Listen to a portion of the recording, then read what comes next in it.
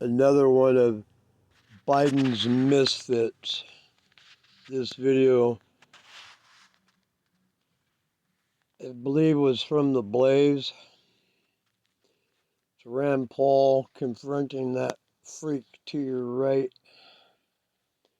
Another Biden pick. But they're talking about genital mutilation in the Islamic world in that sense, but it also goes into today where they're lopping off your child's Willy Wonker, turning them into a girl, lopping off a double mastectomy, turning your kid into a boy, and then the gender medication that they have to take, which is a form of gender mutilation.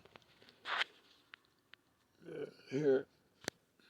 Genital mutilation has been nearly universally condemned. Genital mutilation has been condemned by the WHO, the United Nations Children's Fund, the United Nations Population Fund. According to the WHO, genital mutilation is recognized internationally as a violation of human rights. Genital mutilation is considered particularly egregious because, as the WHO notes, it is nearly always carried out on minors and is a violation of the rights of children.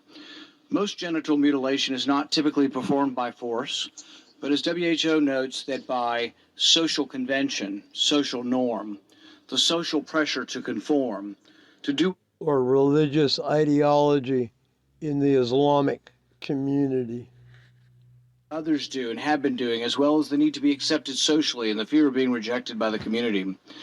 American culture is now normalizing the idea that minors can be given hormones to prevent their biological development of their secondary sexual characteristics.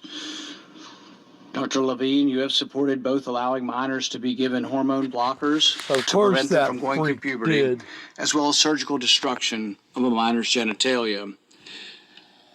Like surgical mutilation, hormonal interruption of puberty can permanently alter and prevent secondary sexual characteristics.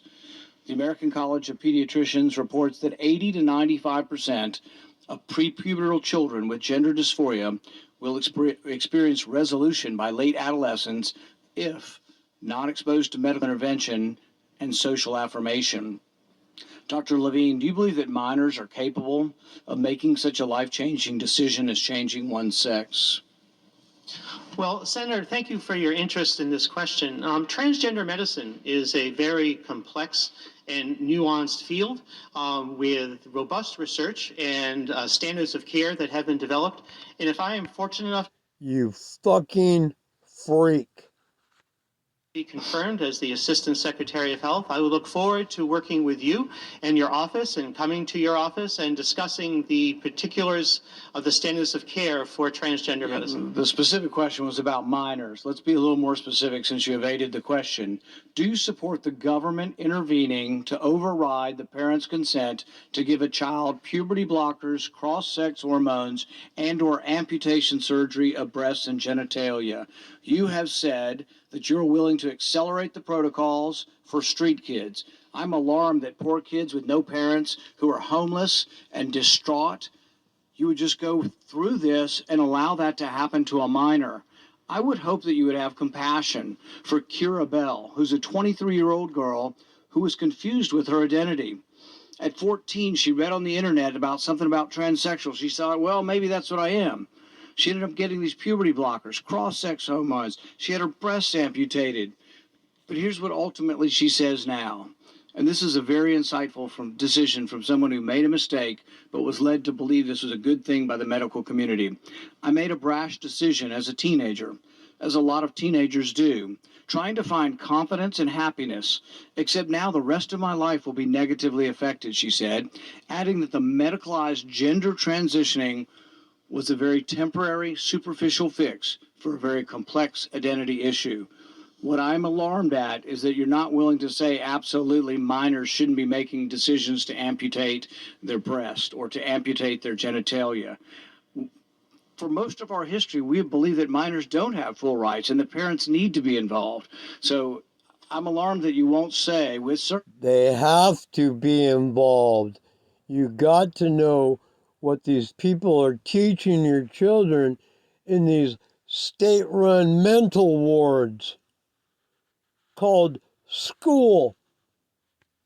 That minors should not have the ability to make the decision to take hormones that will affect them for the rest of their life. Will you make a more firm decision on whether or not minors should be involved in these decisions?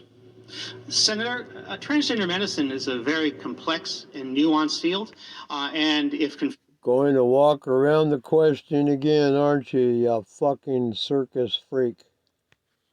to the position of Assistant Secretary of Health, I would certainly be pleased to come to your office and talk with you and your staff about the standards of care and the complexity of this field. Let it go into the record that the witness refused to answer the question. The question is a very specific one. Should minors be making these momentous decisions? For most of the history of medicine, we wouldn't let you have a cut sewn up in the ER. But you're willing to let a minor take things that prevent their puberty, and you think they get that back? You give a woman testosterone enough that she grows a beard, you think she's going to go back looking like a woman when you stop the testosterone? You have permanently changed them. Infertility is another problem. None of these drugs have been approved for this. They're all being used off-label. I find it ironic that the left that went nuts over hydroxychloroquine being used possibly for COVID are not alarmed that these hormones are being used off-label. There's no long-term studies. We don't know what happens to them. And specifically used on children. We do know that there are dozens and dozens of people who've been through this who regret that this happened and a permanent change happened to them. And, you know, if you've ever been around children, 14-year-olds can't make this decision. In the gender dysphoria clinic in England, 10% of the kids are between the ages of 3 and 10. We should be outraged that someone's talking to a 3-year-old about changing their sex. I can't vote for you if you can't make a decision. Thank you so much, Senator Paul. Senator Levine.